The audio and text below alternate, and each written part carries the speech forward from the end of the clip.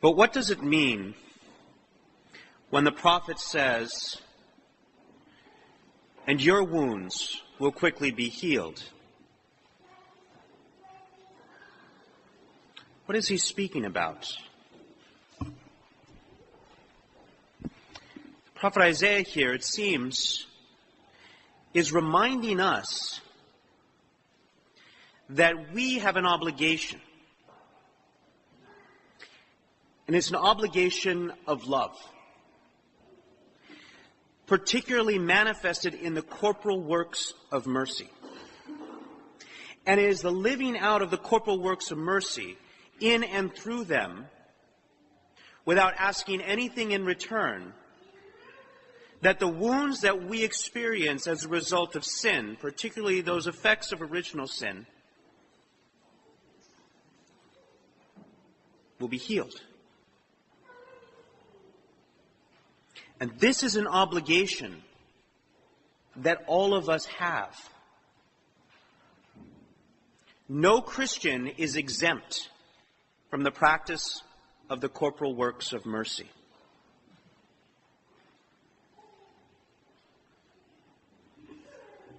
Today we honor our Boy Scouts. They're here. And they have, through the years, been a prime example of this, in fact. It's a service organization dedicated to the corporal works of mercy.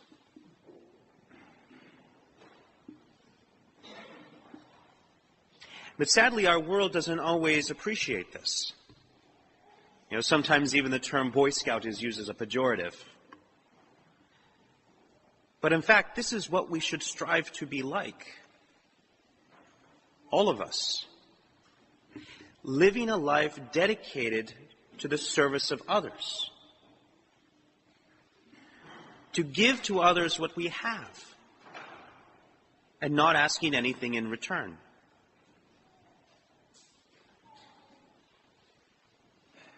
Because this makes us most like God. After all, isn't this how God is with us? He loves us first. He gives us everything. And He doesn't expect anything in return. In other words, His love is not contingent upon what we do. His love is eternal. It's perfect, overabundant, magnanimous. And this is the sort of love that we ourselves should strive to emulate day in and day out. And this is what St. Paul is speaking about to the Corinthians. He chose to know nothing except for Christ and Him crucified. He didn't ask anything for himself. He gave freely of what he had and received freely what was given. And it is in this relationship of pouring oneself out for another, that makes us distinct as Christians from the pagans. This is the fundamental difference. One of our friars, now deceased, Father Paul Scanlon, when he was serving up in Alaska, got to know the Alaskan natives quite well. And some of the elders at that time were some of the first people who were converted to Christianity in that area. And they still remembered when Christianity came. And they would thank him. They said, "Thank you. We thank you so much for bringing the gospel to us, because our gods were evil and you had to bribe them. If you didn't bribe them, they were mischievous and they would do bad things and make your life miserable. So you had a transactional relationship with these gods. You gave them something and they gave you something in return. You appeased them and they left you alone. This is not the Christian God.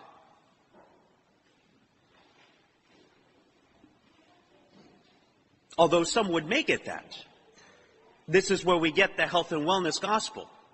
The idea that if we do everything right, if I say all the right words, I do all the right actions, that I will be free from suffering, I will be free from sorrow, I will be made wealthy, and everything will go my way.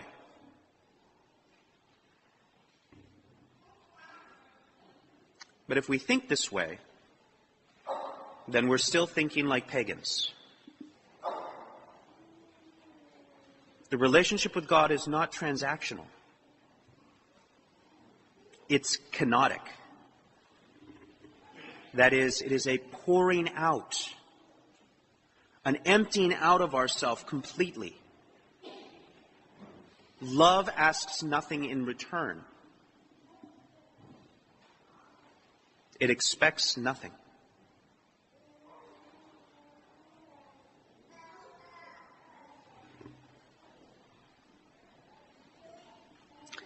This is how that wound is healed.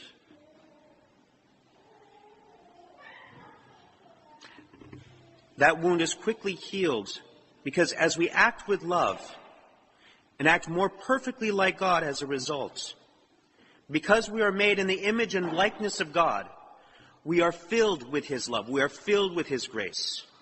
We are empowered by it. Not asking for it, not looking for it, but simply receiving it when it comes.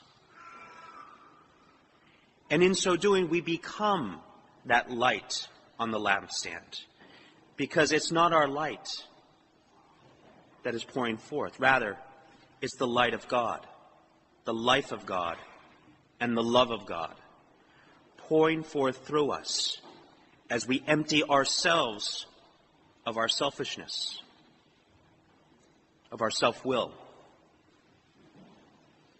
of our self-pity.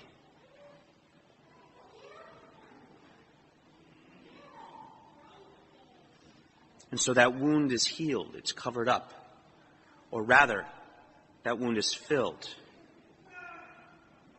And where there once was a void that is comprised of our sorrows and our pains and our sufferings, our loneliness, instead of that void, there is an ocean of divine love, filling us, pouring over, extending to all the people that we meet. And they then too are filled and healed and brought closer to God.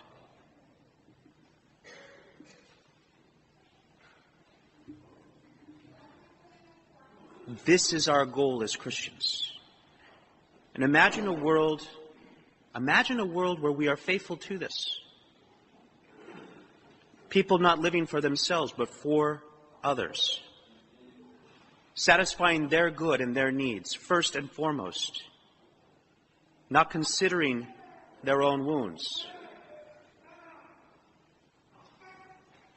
If we each are doing that for each other,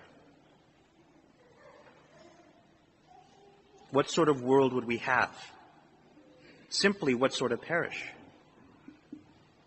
What sort of family? What sort of home?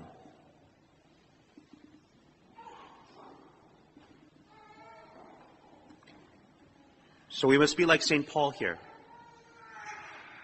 and seek to know nothing more than Christ and Him crucified.